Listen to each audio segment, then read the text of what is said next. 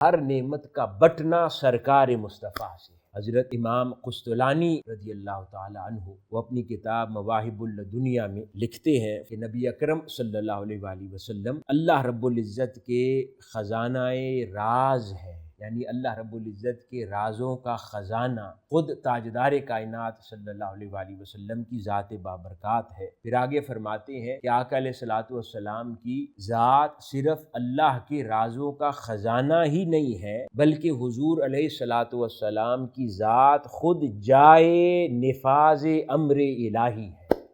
یعنی حضور کی ذات وہ مقام ہے جس سے اللہ رب العزت کا ہر امر جس کے ذریعے نافذ ہوتا ہے، یعنی اللہ رب العزت کے رازوں کا خزانہ بھی حضور کی ذات ہے صلی اللہ علیہ وآلہ وسلم، اور اللہ رب العزت کے امر یعنی احکام کے نفاذ کی جا اور جگہ بھی خود تاجدار کائنات صلی اللہ علیہ وآلہ وسلم کی ذات بابرکات ہے۔ تو اس بات کو یوں کہنا بے جا نہ ہوگا کہ ہر امر اور حکم جو نافذ ہوتا ہے اس کائنات میں وہ حضور نبی اکرم صلی اللہ علیہ وآلہ وسلم کے دربار سے ہوتا ہے، اور ہر نعمت جو بٹتی ہے اس کائنات میں وہ تاجدار کائنات صلی اللہ علیہ وآلہ وسلم کی سرکار سے۔ تو ہر نافذ حکم دربار مصطفیٰ سے ہے،